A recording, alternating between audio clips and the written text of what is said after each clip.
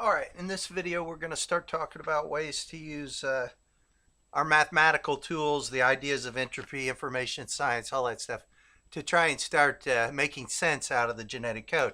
You know, this is nonsense, this is sense. It blows my mind. You know, you try and explain this to somebody and they say, oh, but where's your proof? I'm like, I have extensive mathematical proof. All the experimental evidence supports what I'm saying. Where's your proof? And you're just saying gibberish.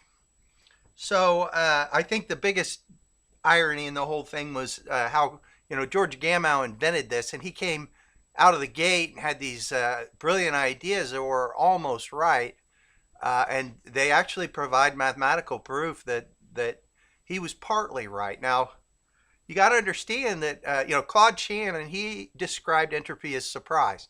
So is the measure, how surprised are you that a certain message is the message that you got? Well, you know, how surprised are we when a zygote becomes a human being?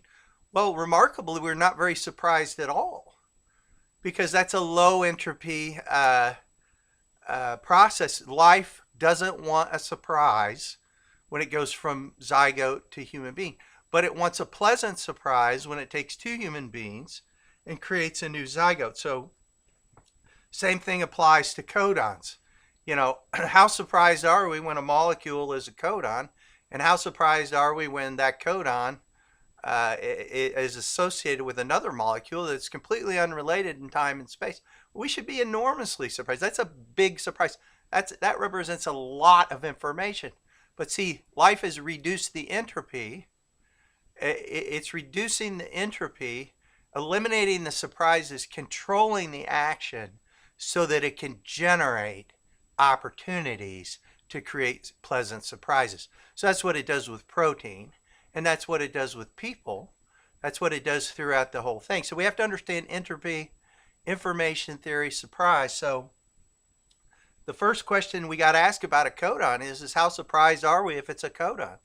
Well, that depends. I mean, if you've got if you're going to hook these things up in threes and you've got only one nucleotide, then we're not surprised at all. So if you take the 20 points of a dodecahedron and you fill all the faces with the same symbol, they're all purple. Well, every codon's the same. Well, if you take two different nucleotides, then you're going to generate more surprise.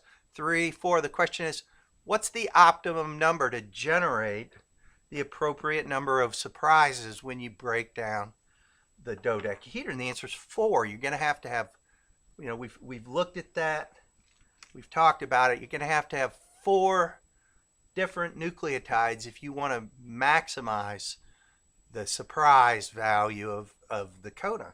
So Gamow got it almost right. It was a 2-step process, and he got the first process right. He says, look, we're going to take these 4 things, we'll break it down to a set of 20. But then he said, we don't want any surprise after that, so we'll take the 20 things and we'll fill each one of these triangles with one of those 20. So he broke the symmetry and then he preserved the symmetry. But if he would have broken the symmetry and then broken it again, he could have proved that he was exactly right. He was half right. He got the first half right.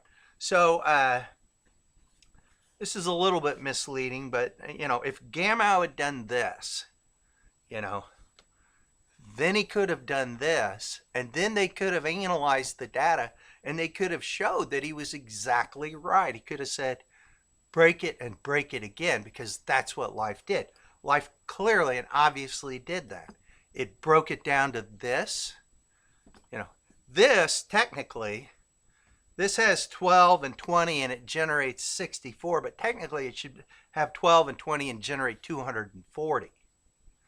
And if you were allowed to put any nucleotide anywhere, then you would need all 240. But life is breaking that down. It breaks it down to this, and then that generates the 64. But see, they're not all equal. They're not all like this, all right? Some of them are like this, and some of them are like this, and some of them are like this. Well, these things that are different, these represent different amounts of surprise. We are less surprised when we get this. This is a lower entropy codon. This is a moderate entropy codon. This is a high entropy codon. Life is using these different entropies. Those are the units of information that life's using. So we can see that these four are the lowest entropy codons, okay? And these four are the highest entropy codons. One of them makes a tetrahedron, the other one makes a tetrahedron. Together they make a cube, and then the moderate entropy ones, they make the faces of that cube. So the next step is, after we've defined our code, which is what we just did, we defined it as this network of logical spatial relationships, we got to name the parts of our code. Okay, you can't just use the values as the names of your variables. So we created this 4x5 system where we have 4 suits, and then we could say diamond, diamond, diamond, and then 5, where we could say if it's diamond, diamond, diamond, then it's a low entropy, so we'll call it an ace. If it has no diamonds, if it's hearts, spades, clubs, then it's a high entropy, so we'll name it a 5. And then the 2s will be slightly lower than the 3s, will be slightly lower than the 4s. So we can space out these names, and they create a geography, of an entropy geography on the map. We can look at where the high points are and where the low points are, and we can see everything in between, because life's going to use these entropies, these relative entropies. That's how it's going to generate its information. So life is modulating the probabilities of codons. If it loads the deck with one nucleotide, it's going to change the entropy of all of the codons, called codon bias. And so if Gamow had taken his map, and if he would have done the next logical step and done this, he would have had something that he could have used to explain this pattern perfectly, okay? It's break it, network it, okay? That's what it's doing. So if he'd have done that, and they would have looked at his data, this is what his map would have looked like with the encoded values, where you can see this incredible symmetry pattern. It's like a Sudoku puzzle. You know, this is his map. If you would analyze the data properly, you would get this, and you would see that there's a perfect symmetry to the pattern of the code. It's not arbitrary, it's perfectly symmetrical, because life is going to use that symmetry. It specifically broke it down, broke the symmetries down for this purpose. Well, what are you going to use it for? Well, what you're going to use it for is predicting codons. So the one thing about a codon that we know for sure is it's going to change. There's a probability of it being a codon when it's in the double helix. It starts out at 50-50. Okay, it could be the sense strand, it could be the nonsense strand. And then you go to these probabilities of reading frames, but you go to these probabilities of mutations and everything. A codon is not always going to be that codon. It's going to change to another codon. So there's an entropy there's an inherent entropy. There's low entropy, medium entropy, and high entropy. And there's different degrees. There's 3 kinds of medium. There's 2 or 6 or however you want to count it for the high entropies. What's going to use those entropy values to assign the results when they change. So we can make a codon table based on the probability of the codon changing. So there's going to be a probability that it's a complement. There's going to be a probability there's an inversion. There's going to be a probability of a right shift, a left shift, a mutation.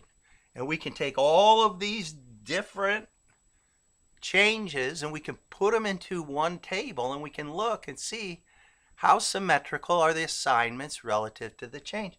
Well, we could take a high entropy codon, which is UAG, right here, this one, which contains probably the highest entropy codon in the deck, which is methionine. That's why they use it as start. Life wants that high amount of information to the value of start. Well, it's going to take the low entropy codon, which is CCC, which is proline, Life doesn't want to be surprised about proline. And it doesn't want to be surprised about proline and glycine, because when proline and glycine are together in a protein and everything changes, life wants to, it's like dealing from the bottom of the deck. It wants to keep that together, because it's a gene today, but tomorrow it'll be a different gene. It'll be shifted, it'll be mutated, it'll be rotated, because that's how life uses these proteins. It uses them to search. So anyway, if we look at this low entropy proton, CCC, and we can see all it changes into ace, ace, ace, ace, ace, ace, ace, ace, 2, 3, 4, all of hearts, ace, ace, ace, 2, 3, 4, all of hearts, 2, 5, 2. Well, that's pretty remarkable. That's a pretty tight pattern for one codon to see, because it doesn't want the surprise. So when it changes, it doesn't want to be surprised. Well, if you look at these high entropy codons, where it seemingly has no chance to control it, it still does. 2, 5, 2, 2, 2, 2, 2, 2, 4, 3, 4, 4, 4, 2, 2, 3, 2, 2, 3. So when it's got this high entropy codon and it's expecting a change, apparently what it really wants is to get a 2. 11 of them are 2. So I mean, we can do this for every codon. So there will be 60. I call this a change matrix. You can do a change matrix, and you could assign some kind of property to these. You know, we're assigning the names of these cards to them, but you can assign water affinity, you could assign charge, you can assign molecular weight, you could assign any kind of property, and what you're going to see is a symmetrical pattern of the properties of the codons as they change. That's what life's doing. It's not trying to build a protein, it's trying to use a protein that it's already built as the basis of a search for new proteins.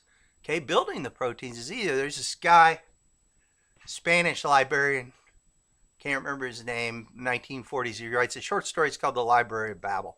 Okay, and he demonstrates that there is such a thing as a library of all possible books.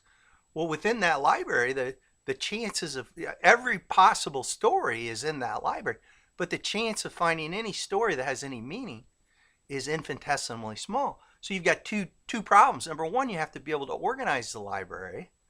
And number two, you got to be able to search it. Well, that's exactly the problem life has. And so this is what it does. You know, there's these vast seas of randomness, but by keeping the symmetry of the language is perfectly symmetrical. So translating this protein or this sequence into this protein, if you maintain the grammar of that protein, then you can completely randomize it, but the symmetry of the language will create a protein that's much more likely to be good than a random one. So it can do these leaps through this library of all possible proteins. I mean, the search of the library of all possible proteins is infinitely harder than the search of all possible books. So the librarian had to organize the library so that it could search, because it doesn't just have to build these proteins perfectly, it has to find tens of thousands of proteins just to make one dude. Okay, so we can start to see the only tool it has available is entropy, and it's using these codons as a measure of entropy. That's the information that it's encoding. So as humans, the first thing we need to do is A, define the code, and then B, name the code. Okay, we can't just jump from variables to values. We have to have variable names. We have to encode the code. Well, when we do that, we can see these remarkable patterns. You know, Gamow almost discovered probably the key one, which is this. If he would have discovered this, we wouldn't be listening to these idiots who don't know shit about information or entropy or codes or computers or anything. I mean, the problem is that the code guys got scared off because these molecule guys got all these prizes. They got drunk on champagne. They gave them all these prizes. They got all this cash. And so they're like, dude, you can't talk about molecules. You don't know shit about molecules. But the code guys are going, yeah, but you don't know shit about codes. Well, they need to stand up and say, you molecule guys just need to sit down and shut up because you're wrong. All right. So, you know, unfortunately, you got Schrodinger and Gamow, these brilliant nuclear theoretical physicists, And they're listening to these submoronic monkey boys talking about codes. They don't know shit about codes. So that's put us back about 80 years. But still, I mean, it's not like you can't use a flat map to plan a trip. So that's what they're doing.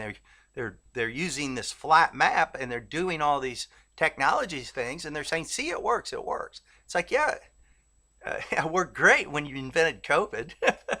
uh, you don't know what you're doing. They invented COVID, then they invented the vaccine, and then they invented this response to it. It's the greatest man-made disaster in the history of the world. I mean, they just kept compounding the air. It's because they don't know what they're doing. And they clearly don't know what they're doing here. So there's no point in deferring to their expertise, because their expertise is, say, you know, this is not my field. That's what they'll say. You're right, it's not. Okay? This is logic. This is math. This is not superstition. This is not a recipe. It's not a cooking class. Okay? So let's start to look at some of these mathematical tools and take them seriously. Okay, this is the most symmetrical, complex network of logic in the universe. It's a remarkable prediction. It's a probability matrix. Okay, information is about probability. It's about surprise. Well, life is reducing the surprise where it can, so it can generate surprise where it wants it. It wants it at the point of the spear where it's searching. So it's searching this curve, but it's searching it by spreading out. Okay, it has to focus in on the parts, decrease the entropy of the parts, then use those in a compounded layer so that it can spread out. It's a search. It's a learning. It's a competitive learning algorithm. It's an intelligence. Okay, we're not going to get that from these bozos. So we're going to have to expand our brains a little bit and start creating a language that allows us to see these things. So that's what we'll do. We'll do a little bit more of that in the next video.